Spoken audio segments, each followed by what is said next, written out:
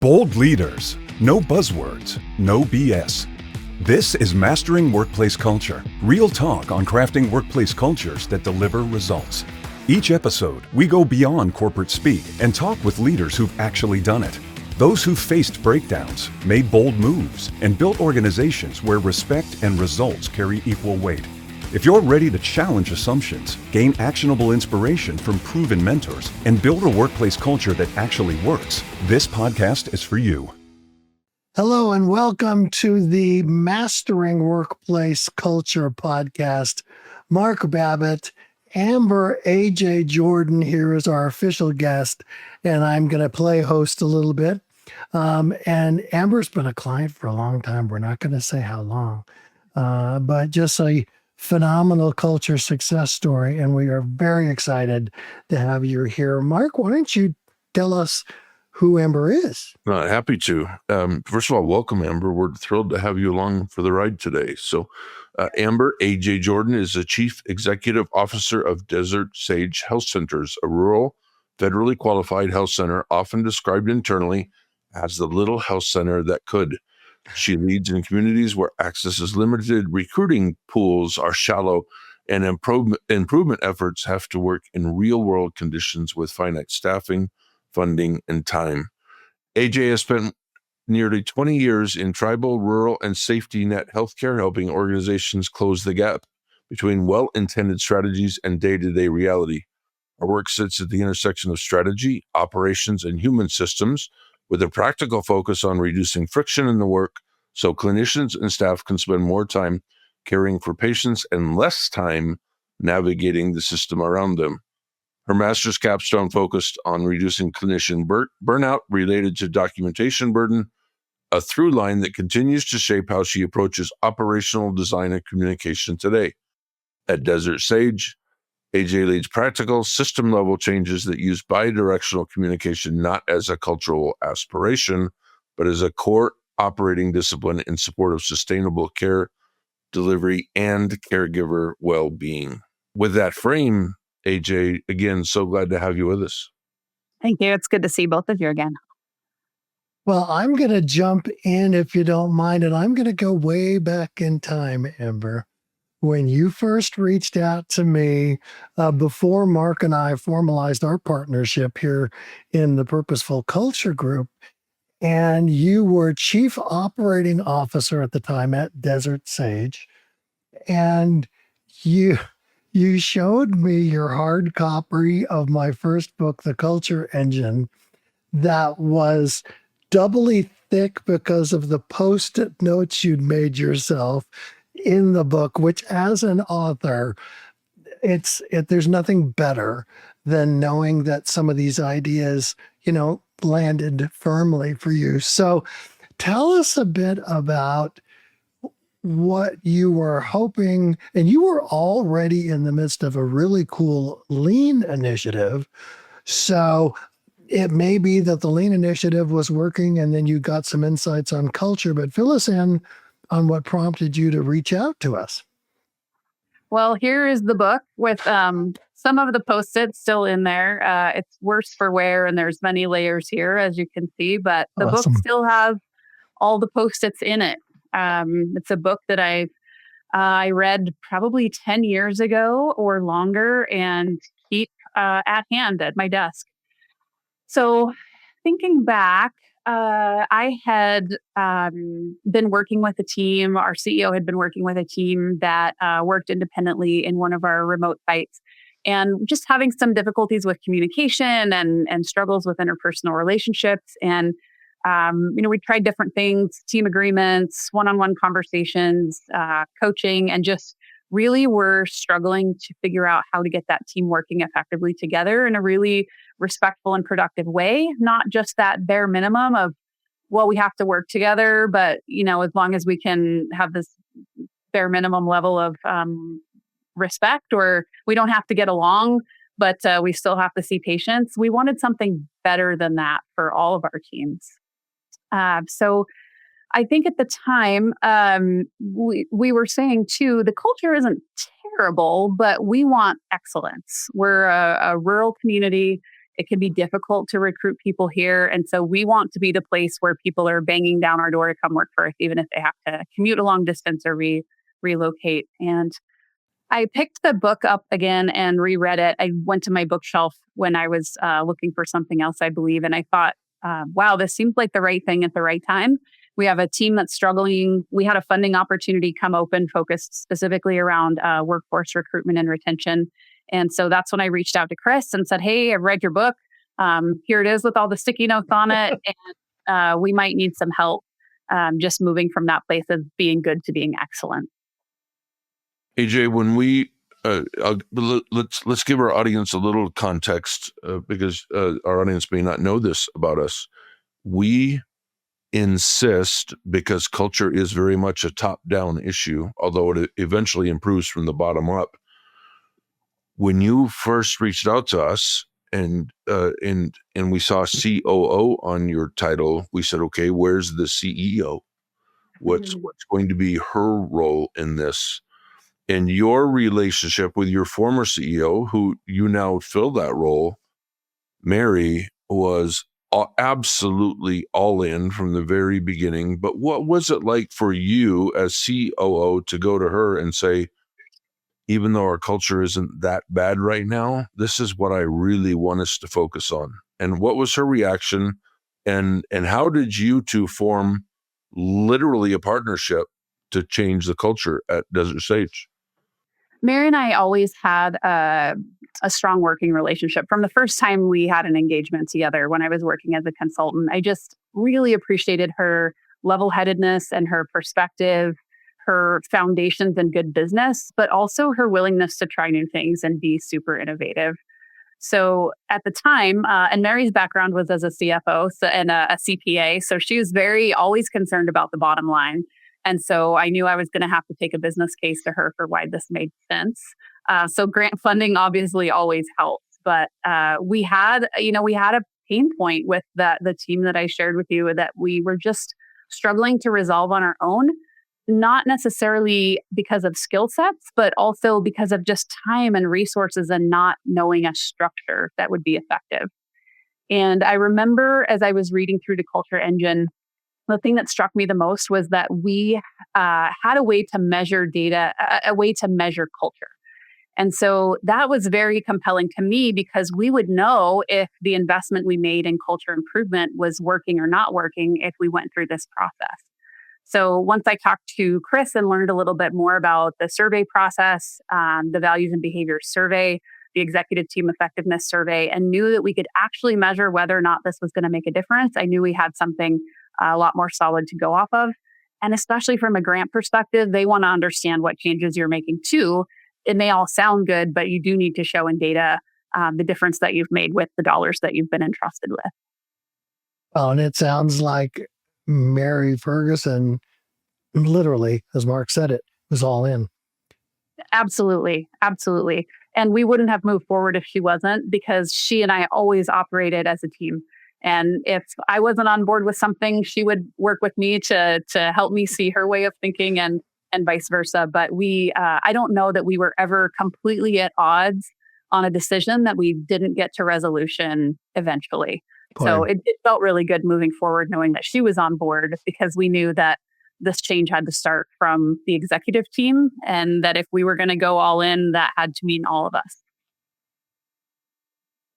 Absolutely. And let me, if I can, ask you about, you spoke a bit about one of your satellite clinics, basically, where it was almost the first opportunity you saw for a culture tweak / refinement.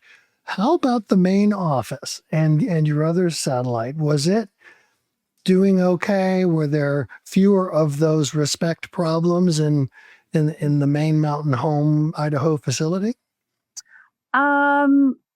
They weren't as apparent at the time, I'll say. I don't think any organization is free from cultural challenges, cultural difficulties. We still have them. But everything ebbs and flows. And so the challenge that was in front of us was with our outlying site team. And we knew they needed some support. But you also can't do it by site. It has to be the leadership of the whole organization. So once we committed and said we were all in, we knew that it was us leading an organization, and it didn't matter which site, which team was functioning well or not functioning well. This was going to be something that filtered its way through the whole business. Amber, what were some of those core issues? You said that your culture wasn't terrible, it wasn't toxic, it wasn't driving people away in droves, but again, you were striving for excellence. Within that context, what were the challenges you wanted to address by really focusing in on your company culture and clearly defining the culture? I think the main challenges we were facing were multifaceted. We like to grow our own as an organization. And so we have just a lot of young managers, young leaders coming up, not a lot of formal leadership training, just learning by doing, learning from example, learning through coaching. And so that can be hard sometimes if you don't have a structure for teaching culture, which was the reason I reached out for the book to begin with, as I just felt like I needed a structure to learn how to lead culture change. Didn't feel like I had done that before, and wanted something I could really grasp from a teaching and implementation standpoint. And then just the normal everyday interactions, working in a small town, people have history with each other from high school and sports and parenting and all those things. And that certainly bleeds into the workplace. And just the challenge of working in healthcare. People don't feel good when they come in. People have things going on in their own life. Healthcare is a tough field to work in. And so people just bring stuff with them to the workplace and sometimes don't realize how that's impacting their teammates. I think finally, accountability was an issue that we've always struggled with. I think most organizations and people do, but we needed a chance to look at the organization and say, where are we dropping the ball as leaders? Where are we not following through on our promises and setting up the whole rest of the organization to do the same thing because we're not setting the example? So accountability was one of those areas that we knew we needed a fair bit of work just because it's one of the most difficult long term. I want to jump in if I can, because you and I spoke, and Mary and Mark, when they joined us, we spoke a bit about the opportunities with the leadership team, that they were practitioners par excellence, literally, but maybe had not had as much exposure to great people managing practices. Right. And of course, they therefore are operating from their comfort zones in many cases, which, all of us do. Right. But how readily did that leadership team say, yes, this is something we need to do? It's going to mean we have to change a bit. How did that play out? I think we had the benefit of going in not entirely sure what to expect. I'll use myself as a personal example. I love all things culture, people, coaching, organizational effectiveness. And so I was pretty excited about the work. And when I got my first culture survey back, it hurt. Even though, generally positive, as a perfectionist who worked in an organization with other perfectionists, you want to see that you're doing well everywhere. And I wasn't. And there were some comments as well from staff on places that I rightfully needed improvement. And so in that moment, felt like, wow, this is a little more painful than I was expecting. Yeah. Yeah. But it was so important to sit in that for a while and say, if that is the belief and perspective of the people that I'm leading, what example am I setting when I ask them to do those things that I'm struggling with myself? And on the other side of the coin, I also have a huge opportunity to build credibility if they see me trying to make improvements, accepting that I'm not strong everywhere in the executive team effectiveness survey pillars, and just a good opportunity to build trust, which, as the three of us know, is why you start with the leadership team. We have to start with ourselves first and show people we're willing to do the work. And I think the reaction was similar across the leadership team. As we were developing the organizational constitution, people were all in. They enjoyed the process of identifying some of our areas of struggle and developing that constitution. And then when it came time for the first survey, it was like, oh, that doesn't feel great. But that's the kind of information we need if we want to lead a really effective organization. Well, and that's Absolutely. where your team and you and Mary specifically embrace this entire process. I mean, Chris and I will work with some companies, and among the executive team, when we first asked for that feedback from the employees, maybe all the scores are like really low, or in one case, all the scores are pretty darn high. Your team, it was all over the place, and Yeah. it was a challenge for you and Mary to say, first of all, this validates the concerns we had before we started working with the Purposeful Cultural Group.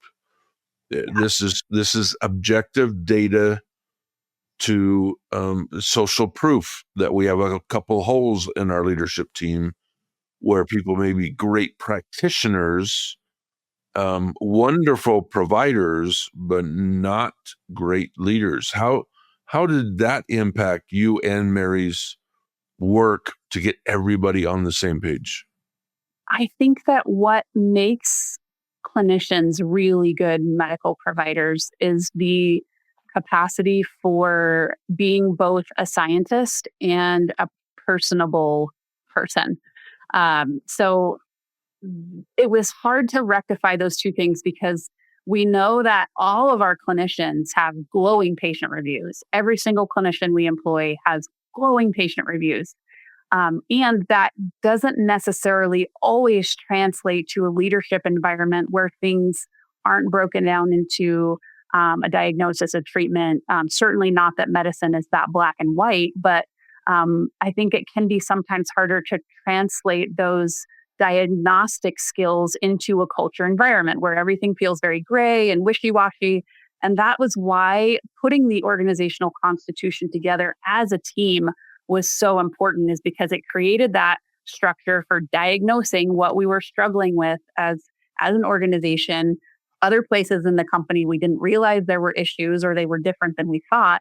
And so I think it was just a matter for us of figuring out what is that thing that makes people really good at taking care of patients, and how do we translate that into a model and method that they can understand and then take forward when they lead.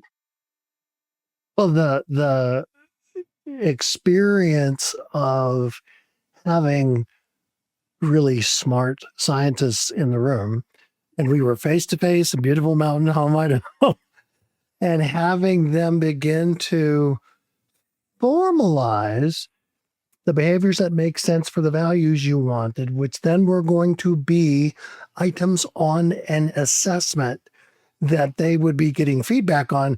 They got the linkage very, very clearly, but we had a number of comments and even some laughter a bit about, well, I want them to do that. I want my direct reports to do that. I may not be perfect at this. Well, nobody is, but that helped a great deal, I think, with not only the first run of the survey that came out for all of that leadership team, but you did 6-month cycles so that data became constantly being refreshed, and you're hiring new people, and there's new people, new structures you're trying to put into play. We haven't even talked about the Lean Initiative, which you'd been working on for a couple of years beforehand. And Mark and I had never been able to implement a, kind of culture initiative where that foundation had already begun. So that, I wonder if that was helpful. Were there drawbacks of the Lean Foundation? Well, the strength of the lean work that we had done is that we already had 2 cultural pillars in place that were very well integrated, which was respect for people and continuous improvement. And even after we went through the organizational constitution process with the both of you, we kept those 2 things. We still have them. They're part of the fabric of how we do business. I think what those 2 pillars didn't address was how we interact with one another when there is conflict that's not related to process. Because we know through Lean that most of the time it's the process causing the problems, not the people. And so we focus deeply on process improvement, but sometimes people just can't get along. And you have to figure out a way to address that so that we do rise above that bare minimum level of we have to work together, but we don't have to like each other. We'd like to have a place where people enjoy one another's company and there's an energy and kind of a magic that patients come to experience because their whole care team genuinely enjoys working together. A little anecdote here. AJ, I remember when Chris and I flew into town and started very early the next morning. And even before we got started, right before we got everybody in the room, stepped out to use the restroom. And I don't know if it was a MA or it was not a doctor. I can't recall, but in the bathroom, I was challenged. And they said, you must be either Chris or Mark. I said, I'm Mark. Chris is in the room getting ready. He said, and you're here to do this and this and this. And I said, yes, that's what we're here for. And he goes, yeah, good luck with that. You're not fixing this place. And I went, wow, okay. Surprisingly, that gentleman was not with the company much longer after you defined the culture. But yeah. And the only reason I bring that up is not to overstate some of the challenges that you and Mary and the rest of the team faced, but that you guys didn't really know what the problems were or how deep they went until you began this process. Again, your leadership scores were in for the most part quite high on the first survey, but when we transitioned from working exclusively with the leadership team to the next level, we had some real challenges. And the funny, you already mentioned small community, everybody knows everybody. You also said that we like to grow from within, we'd like to grow our own. So a lot of the supervisors had been peers with the people they manage now. I mean, you guys, especially small town environments, small teams, kind of cliquish at times, people like that gentleman I met in the restroom, you did have some challenges you had to overcome despite having, a pretty good culture to begin with, despite having a leadership team that was all in. How did you begin to handle that? And what tools, as you branched this process out, what tools and what processes worked for you and what did not? Oh, that's a great question. I think in any organization, there are people who are just struggling with life circumstances, with work circumstances, with new leadership, accountability systems. And so I don't think it's realistic to expect people to be on board from day one. And we didn't. And I think that's one thing we did that worked is we knew there were going to be naysayers and people who thought this was the flavor of the week and it will go away eventually. And so that was okay because you need those people because once they're on board, you've got everybody on board. But a couple of things we did was just accept that not everybody was going to be in agreement or believe that we were doing the right thing for the organization. But the most important thing was the principle from the book is that you have to start with the leadership team. And we promised that this wasn't going to be rolled out to managers and it wasn't going to be rolled out to frontline staff until the leadership team had gone through multiple rounds of the executive team effectiveness survey. Then we would stretch into managers, help them go through the survey process, gain that learning, gain that understanding, see where they needed some self-awareness or maybe reinforcement of things they were doing really well. And then we would roll that out to staff. And then we followed that. I think it was 2, maybe even probably 3 years after the fact that we actually put our values into our performance appraisals for every year. So it was 3 years before we ever held staff accountable to any of our values in a really structured and formal way. Obviously, we introduce the concepts, we post our organizational constitution, we talk about our values every day at Huddle, we send out our constitution to potential recruits and potential employees so they know what they're coming into, but we never ask them to do anything. We followed through on our promise to say, we will do this first. You're going to assess us against the values, then you'll assess your managers against the values, and then we will talk about how this is going to look as a full organization with everybody being held accountable to what those values mean to us. perfect approach. And it's even the awareness that not only are we not going to have everybody bought in on day one, and we're not even asking people to pretend they are, but it's the idea that 18 months in, we may have 2 of 5 things really accomplished and really in place. And we can't accelerate it faster than the organization is willing to embrace it. And it has to be that senior leadership team first. So how did you stay aware of cool traction happening? And again, Mark and I were both very impressed with there's some lean things here. Like during the huddles, you do talk about culture. And it was just, it was natural to pull into that. And you had managers taking on projects that were very much cultural, kind of not only foundational concepts, but important implementation that needed to happen. And senior leaders didn't have to drive all that. So you were gaining traction and also inviting people in. And you had some folks that were pretty leery, even 3 years in. And we talked about beneficial attrition, that, you're going to lose some folks that just, I don't like these people. I'll never like these people. Yeah. I'm not going to stay here. But there's also some folks that might have had exceptional technical skills, practitioner skills, but never quite got to even civility, much less respect. And how did you all decide to manage those folks that were outliers? That's so difficult, especially when you're working in healthcare, because patients rely and have relationships with that person as they appear as the practitioner in the exam room. And so that can be different people. You can have people with a wonderful bedside manner who deeply care about their patients, who do the right things, and yet they struggle with interpersonal conflict with the people that they work with on a regular basis. And they have a cadence and routine and differing types of humor. And so I think most of it was just about coaching on that awareness of, it does mean a lot that you have amazing patient reviews and that your patients trust you and send others to you. That's really important. There's a performance piece there.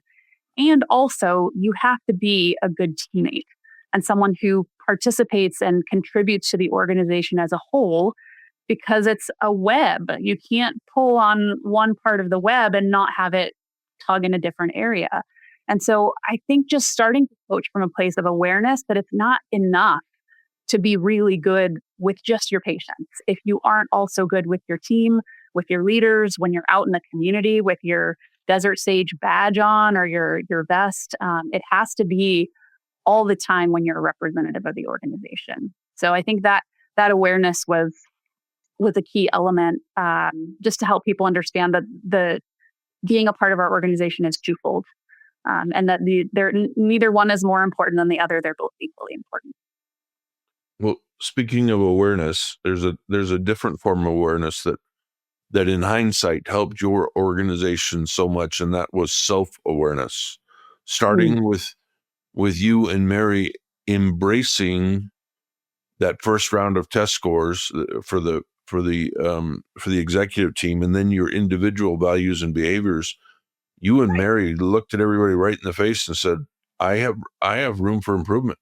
I have some work to do, and we all do. And I don't, you guys said, we don't care if you scored near the top of the survey or at the bottom. We all have something to work on. And then once this process started trickling down, 12, 18 months after we really got going, then we had a managers meeting. And in that managers meeting, there was this moment of self-awareness that literally became an aha moment for everybody in the room, including me and Chris. And that you would imagine that broke down in tears and said, I'm not there yet. So how can I ask my people to be there yet? And it was a tough moment, but together we turned that into that aha moment where we went, wait a minute, what happens? Timeout.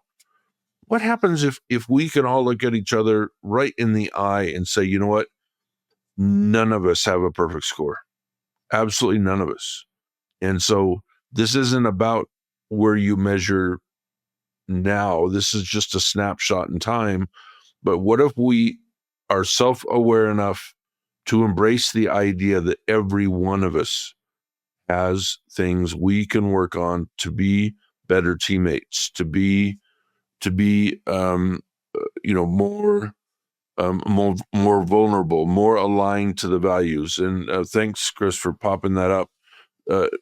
For those of you in the audience, AJ knows this very well. This is one of our foundational tools. We ask people on the left to not just be high performers, but also on the bottom to go to the right to be high values match. And specifically, this manager said, look, I'm not up in that green area by myself yet.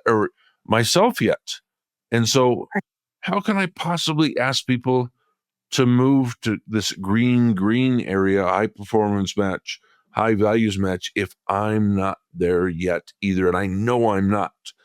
And so we took a little break. And that's when we came in and said, what if we embrace this idea that none of us are perfect? None of us are there.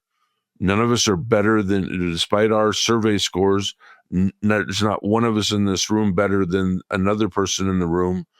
And that we're going to all work on this together. And it was an epiphany that just spread through that room like wildfire. And it was also, Chris, you might have the same recollection. It was almost a relief. It was, everybody went, oh my God, thank you. That works for me. That I can do. And it just kind of took some pressure off. What was your recollection of that emotional moment that turned into that aha moment? Yeah, I love reflecting on that. It's been a while, but that manager is still with us and has grown and has become one of the wisest, best culture coaches I think we have in our organization. I think a couple of things that were key in that conversation were we're not all green all the time ever. And it's not really a box, it's a continuum. We're moving in and out of high performance, high values match all the time. Sometimes maybe we're doing a great job being a cultural contributor where performance is backsliding a bit, or sometimes maybe we're firing on all cylinders from a performance perspective, but we're not being the best teammate. I know I go through that every single day. So it's not that we get to this green, high performance, high values match box and we stay there forever. It's just a place that sometimes we're lucky enough to live and sometimes we work to live there, and other days we just can't for whatever reason, whether it's workplace things or life things. But what we have continued to talk about since then is that we are all flawed humans. We're not asking people to be perfect and live up to the values every day. We're asking people to be self-aware and to move toward being better at those things, to take it being an item from our values and behaviors and say, that behavior I struggle with, I'm going to work on that one thing for the next week or the next month. We're just never going to get to perfection, but that doesn't mean we shouldn't try, because that's when it doesn't make sense anymore, is when people just say, well, I can't be perfect, I'm not going to try. Well, that's also healthcare. Yeah. So, That's an option, though. That is an option. It is an option, but not in the culture and the organization that I work in today. So it's really about improvement, not arriving somewhere. One of the things, AJ, that you and Mary, and then you alone after Mary entered retirement and you took over the CEO role, you took on the Lean Initiative, and then you took on the culture challenge, the culture change challenge. You were dealing with COVID. You were dealing with healthcare legislation issues. You were dealing with a transition in the workforce. You had your one main hospital and several outlets. And you guys had the bright idea to build an entirely new hospital at the same time, a new building. Yeah. Yeah. Right? New building. And so, like, you didn't have enough going on. So Yeah. I want to ask, I mean, it must have been exciting to, do the walkthroughs, and the move-in must have been an amazing day. But rather than just talk about the celebration that undoubtedly came with opening that new building, I'm wondering if the fact that you had worked so hard on culture and your entire organization had, and you were all on the same page, with the move comes frustration, comes stress, comes new surroundings, and everything that comes with that. And I'm wondering if you guys could lean in on the culture you had developed during that major transition to a brand new building. Was that a help for you guys? Could you lean on that a little bit? Sure. I think it's another situation where expectation setting was so key. I was so reluctant to lead that project, and I'm so thankful that Mary kind of just forced me into it. I said, I've never moved an entire business from one location to another. And she said, you'll figure it out. And she handed it over and had full faith in me. But I think one of the things that helped to make the whole team successful is we said, hey guys, it's going to be bumpy. We're going to struggle, but we're going to have really good teamwork. We're going to keep a continuous improvement mindset, because it's going to take probably 6 months of iteration before we have all the workflows figured out and know which rooms are which and how to even just navigate this new building that's 3 times the size of our old one. And so the cultural values absolutely made a difference, especially teamwork, continuous improvement, respect. Those things had to come with us, but we were just very transparent that it's going to be imperfect. Things are going to break. The internet's not going to work. We're going to have who knows what else come up. Toilets might not flush. But once you set expectations and say, okay, we're ready for difficulty. We're ready for things to break and not work. And everybody goes in with a different mindset. But the teamwork piece is so important of that, because everybody is struggling together in a new environment. Everybody's troubleshooting together, finding issues, problem solving. All those are key components of Lean.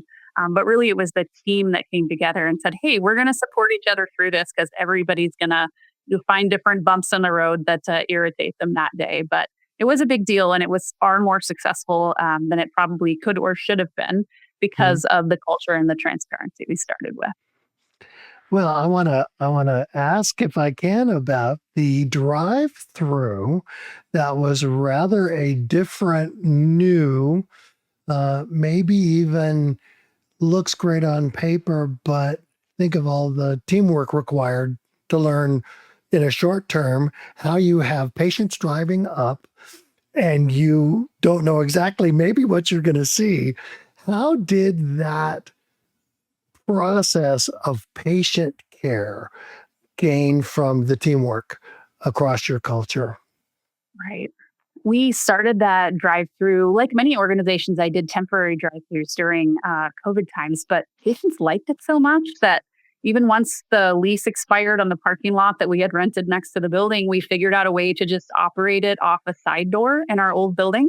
And patients, everything is in their car these days. Drive-through coffee and drive-through food, and everything's drive-through. And so we thought, why not drive-through healthcare? Because people were really responding to it.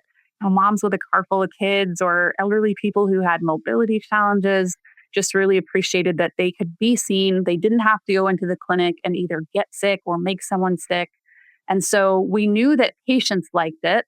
When it came time to design the new building, we said, is this something we think patients like so much that we're willing to take a financial risk and build the infrastructure for a permanent, full-scale, multi-bay drive-through clinic? And boy, it was a big question for a while, but Mary said, well, if it doesn't work, we'll turn it into a Jiffy Lube and just operate a second one.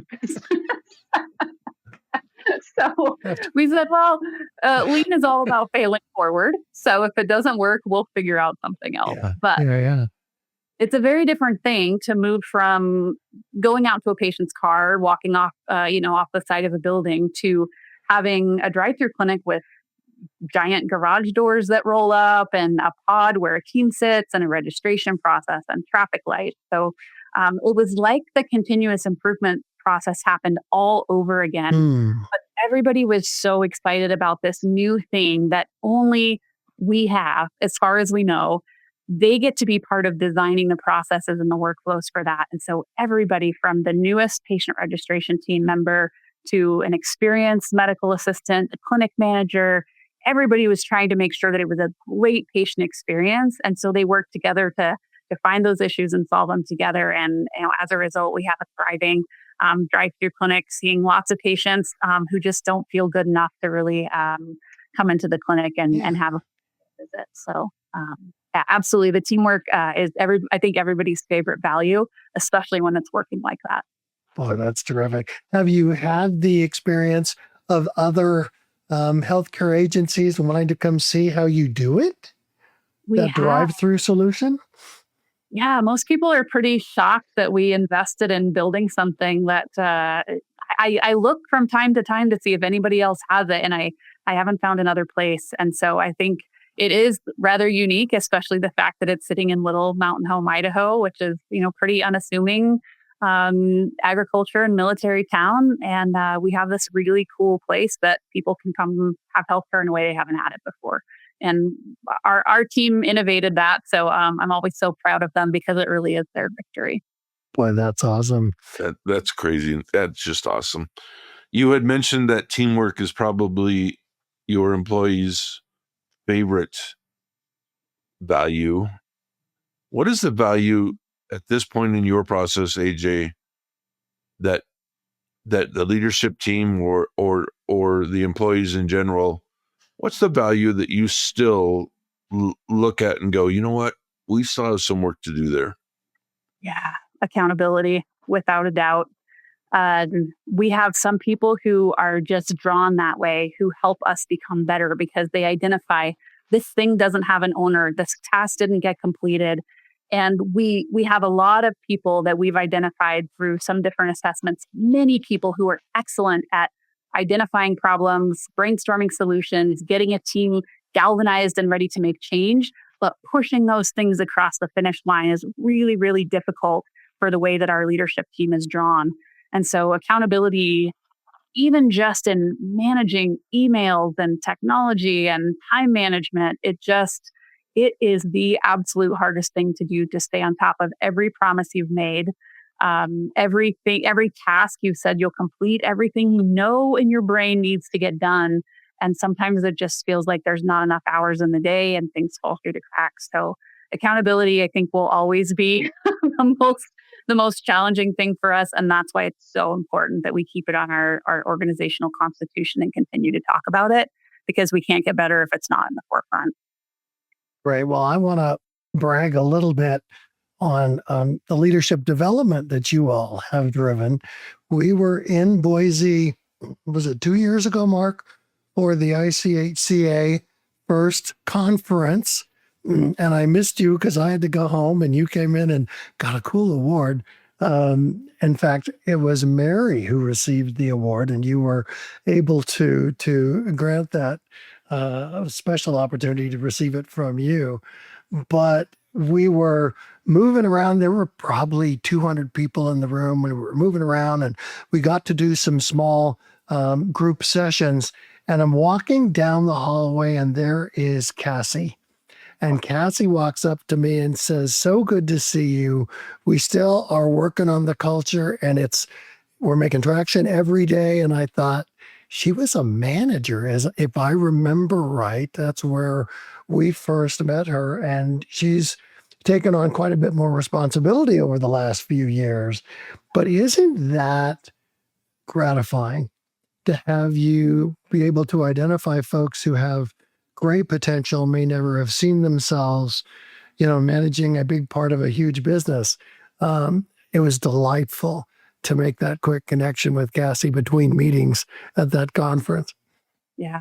Yeah, Kathy actually started as a referral coordinator. So she came in an entry-level position and she's now our operations director. So I joke that I think she holds the record for the most positions held in the company in the shortest period of time. But Kind of. we've grown many people into positions that they just love and want to stay in or don't see themselves changing right now. We have a medical assistant scholarship program. I think we've sent 7 patient registration team members or referral coordinators now through medical assistant training. We've tried to provide as many opportunities for leadership development as we can. The group is actually next door having a conflict management training right now, and then we'll spend all day tomorrow on team dynamics. So it's not even just the formal schooling or the promotions, but also just the time you take to sit down and have conversations with people and talk them through difficult things. And then helping them tie that to the cultural pillars so that we're always talking about it, always reinforcing. That's a really important part of their development too, because they know we'll always come back to those principles. And if they're living out those principles and doing their best to create an environment where people can excel, we're gonna be on their side every time. AJ, last question for you before we start talking about what you enjoy away from work, healthcare or not. If a CEO walked up to you and said, "What is your number one piece of advice for launching a culture change initiative?" what would be your advice? What would you say? I would say transparency and vulnerability. I don't think you can necessarily separate those two things, but I found a lot of success in just talking people through the fact that I'm unsure about things sometimes. I'm uncertain how things are going to look from point A to point Z. And I am also frustrated by my survey results when they're not at the level I would like them to be. And I also make mistakes every day that are not in alignment with our culture. I think as leaders, when we can say, you know, I'm not going to make stuff up. I don't know where we're headed, or I don't know if this is going to work. And I know I'm going to struggle through it as well. It just creates an environment where people are okay talking about the challenges. And I think that's the key to really making improvement and making progress and creating a healthy culture. Because when people stop talking and they shut down and they won't share, they won't elevate issues, they won't call out things that aren't in alignment, you're just spinning your wheels at that point. So I've tried to be very transparent with our teams, just to say that very thing. None of us are perfect, and I screw it up every day, and I try to take accountability and own it when I do.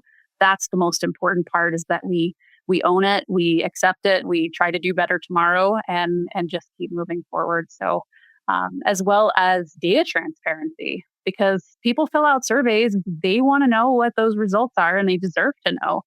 So we shared our executive team and our manager compiled results with our staff to say, you were right. Yeah, we have some areas where we're not doing the best job, and we're going to work on that. And later, you're going to work on that too, because it's a group effort. But just transparency and vulnerability, because we can't know what's coming. We can't know what's going to work for sure. But I think people feel safer to say, I have concerns or I'm seeing success when you create an environment where that's possible.